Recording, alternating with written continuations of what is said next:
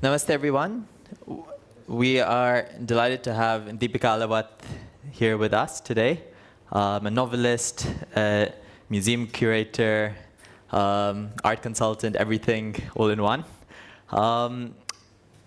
The topic today is on veganism as a lifestyle, veganism in the context of our Bharatiya principles and values as well. Just to kick things off, could I please ask you to just tell us a bit more about yourself, your background, and we'll then slowly move more into veganism. Well, yes, I had a rather convoluted existential debate about how I should describe myself for this session, because none of what I do for a living applies to what I'm going to talk about. But it's the only identity that I identify with, because it's quite important to me that I am a vegan, and I would like this to be an evangelical cause in the sense that I'd like more people to be vegans also.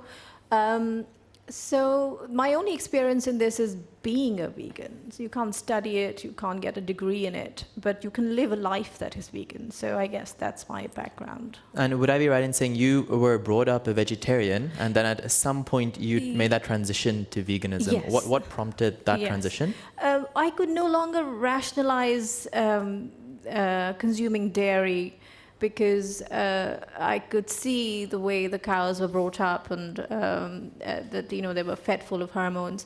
And this is true not just in the West, where we know what happens with factory farming, but also in India. I had a phase where I would drink almond milk here, and I would go to India and then happily have chai in people's houses, because I thought, oh, Indian cow milk mustn't be like that. But then, that's just rationalization, because you go and see that animals are tied to a stake all day long in extreme heat and extreme cold, thirsty, and their entire life is literally bound by a rope which is like 2 meters long, and no sort of pleasure or convenience should justify that kind of continual cruelty. Did you find it quite difficult making that adjustment? Was it over a phase of a couple of months? No, it was instantaneous. As soon as you decide in your mind that this is no longer capable of giving me pleasure, because the downside of that kind of moral compromise is too much, then it no longer appeals to your senses as being desirable. And then you've mentioned the downside of the opposite. What about the upside of being vegan? Let's for instance take some of the health implications. Have you noticed there was a little bit of a trade-off maybe in that you might have been missing out on, I don't know, protein, or have you actually found that there have been quite a few benefits to it?